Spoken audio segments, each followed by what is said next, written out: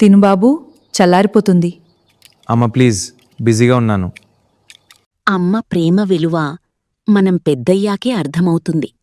చిన్నప్పుడు ఒక్క నిమిషం కనిపించకపోతే వెతికిన అమ్మని పెద్దయ్యాక మనమే ఇగ్నోర్ చేయడం మొదలుపెడతాం. ఈరోజు మనం మాట్లాడుకోబోయే టాపిక్ కొంచెం ఎమోషనల్, కాని మనందరికీ బాగా కనెక్ట్ అయ్యేది. అదేంటంటే అమ్మ ప్రేమ. చిన్నప్పుడు ఆ స్వచ్ఛమైన ప్రేమను మనం ఎలా చూశాం, పెద్దయ్యాక ఈ బిజీ లైఫ్లో దాన్ని ఎలా మర్చిపోతున్నాం అనేది ఈరోజు మనం లోతుగా చూద్దాం. బాబూ, అన్నం చల్లారిపోతోందిరా, తిను అని అమ్మ ఎంతో ప్రేమగా అడిగితే, అమ్మా ప్లీజ్ నేను చాలా బిజీ అని విసుగ్గా వచ్చే సమాధానం, ఇది మనలో చాలామందికి ఎక్కడో ఒకచోట పరిచయమే, అవునా? ఒకవైపు ఏ స్వార్థం లేకుండా మన గురించే ఆలోచించే అమ్మ ప్రేమ, మరోవైపు ప్రపంచంతో పరుగుల పందెల్లో పడి ఆ ప్రేమను పక్కన పెట్టేస్తున్నాం మనం. బాల్యం నుండి వచ్చిన మార్పు. అసలు చిన్నప్పట్నుండి పెద్దయ్యేసరికి మన ప్రవర్తనలో ఎలాంటి అనూహ్యమైన మార్పులొస్తాయో చూద్దాం. చిన్నప్పటి పరిస్థితులకు ఇప్పటికీ ఉన్న తేడాను ఒక్కసారి ఆలోచించండి. చిన్నప్పుడు మనం ఒక్క నిమిషం కనబడకపోతే చాలు అమ్మ ప్రాణం విలవిలలాడిపోయేది కదా, ఊరంతా వెతికేది. కాని పెద్దయ్యాక మనమేం చేస్తున్నాం? అమ్మకు జ్వరం వచ్చినా కూడా పెద్దగా పట్టించుకుని పరిస్థితికొచ్చేశాం. కాని ఇక్కడ ఆశ్చర్యమేంటంటే, ఆమెకు ఎంత జ్వరం ఉన్నా సరే ఉదయాన్నే మనం తీసుకెళ్లే లంచ్ బాక్స్ కట్టడం మాత్రం ఎప్పటికీ మర్చిపోదు. ఇది వింటుంటే మనల్ని మనం లోతుగా ప్రశ్నించుకోవాలనిపించడం లేదు? మనం సాధించిన విజయాల వెనుకున్న అసలు రహస్యం గురించి ఆలోచిస్తే, ఆ సక్సెస్ స్టోరీ అనే బుక్కి టైటిల్ పేజ్ మీద మన పేరు మాత్రమే కనిపిస్తుంది. కాని దాని వెనకున్న ప్రతి పేజీలో అమ్మ చేసిన త్యాగాలే ఉంటాయి.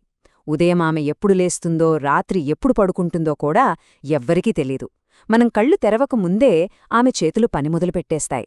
అమ్మ తన ప్రేమను ఎప్పుడు మాటలో చెప్పదు, ఎప్పటికీ విశ్రమించని ఆ చేతుల్తోనే చూపిస్తుంది.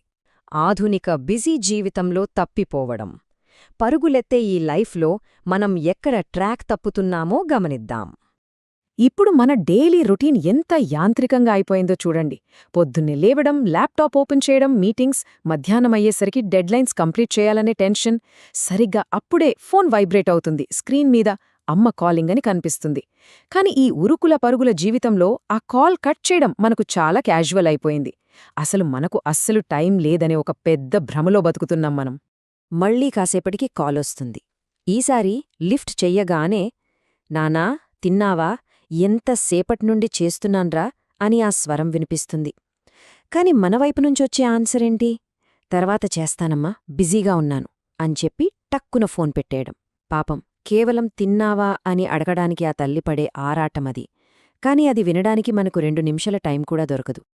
ఇందులో ఉన్న ఒక విచిత్రమైన వైరుధ్యమేంటో తెలుసా? ఆఫీస్లో ఒక చిన్న టాస్క్ మర్చిపోయినా దాన్ని మైండ్లో ఎక్కడో సేవ్ చేసుకుని మరీ కంప్లీట్ చేస్తాం. ఆ డెడ్లైన్స్ మన బ్రెయిన్ ఎప్పటికీ మర్చిపోదు. కానీ అమ్మ చేసిన కాల్స్ని మాత్రం చాలా ఈజీగా మర్చిపోతాం. మన ప్రపంచం ఎంత విశాలమవుతుందో అమ్మ ప్రపంచం అంత చిన్నదిగా మారిపోతోందని, ఆమెకు వయసు పైబడుతోందని మనం పూర్తిగా మర్చిపోయాం. వణుకుతున్న గొంతుతో ఒక వాయిస్ నోట్. మన కథలో అసలు టర్నింగ్ పాయింట్ ఇక్కడే వస్తుందండి. రాత్రి సమయంలో దొరికిన ఒక పాత సందేశంతో ఇదే మొదలవుతుంది. ఒకరోజు రాత్రి అలా ఎప్పటిలాగే ఫోన్ స్క్రోల్ చేస్తుండగా వాట్సాప్లో అమ్మ పంపిన ఒక వాయిస్ నోట్ కనిపిస్తుంది. అది కూడా 3 వారాల క్రితం పంపింది. దాన్ని అప్పటిదాకా ఎవరూ ఓపెన్ చేసి కూడా చూడలేదు. తీరా ప్లే చేసి వింటే, నాన్నా, నాకేమీ అవసరం లేదురా, ఒక్కసారి నీ మొహం చూడాలనుంది, ఒక్క వీడియో కాల్ చెయ్యరాదా, మీ అమ్మ నిన్ను మిస్ అవుతుందిరా అని వినిపిస్తుంది.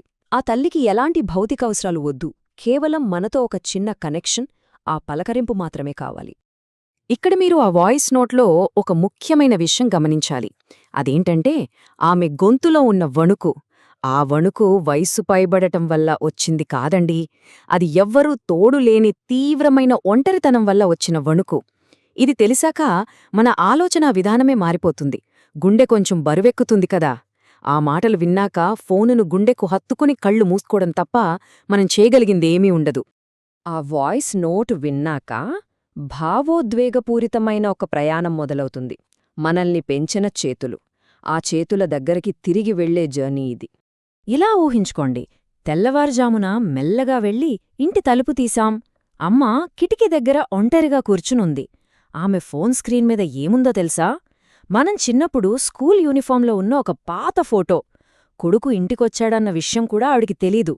గుమ్మం దగ్గర నిలబడి ఆ సీన్ చూస్తుంటే పాత జ్ఞాపకాలను పట్టుకుని ఆ తల్లి ఎంతలా ఎదురుచూస్తోందో మనకు స్పష్టంగా అర్థమైపోతోంది.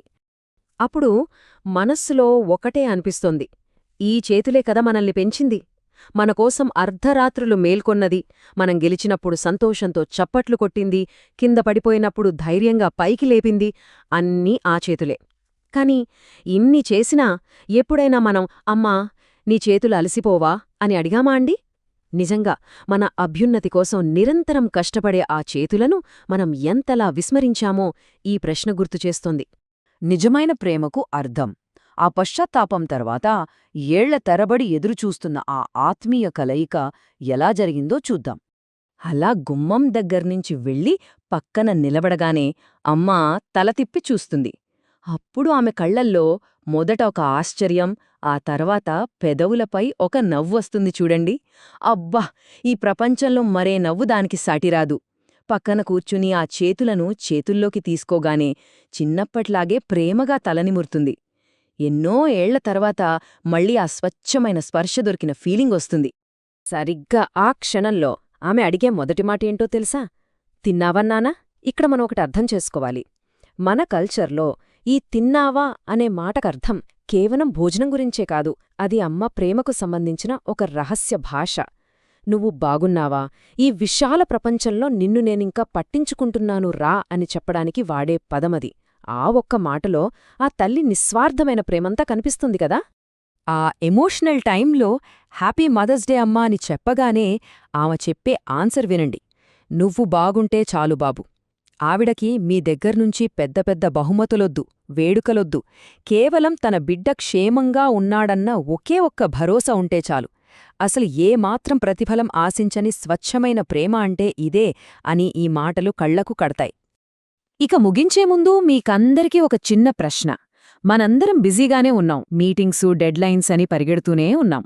కానీ ఇప్పుడే మీ ఇంట్లో కిటికీ పక్కన కూర్చుని మీ ఫోన్ కాల్ కోసం ఎవరైనా ఎదురుచూస్తున్నారేమో ఒక్కసారి ఆలోచించండి.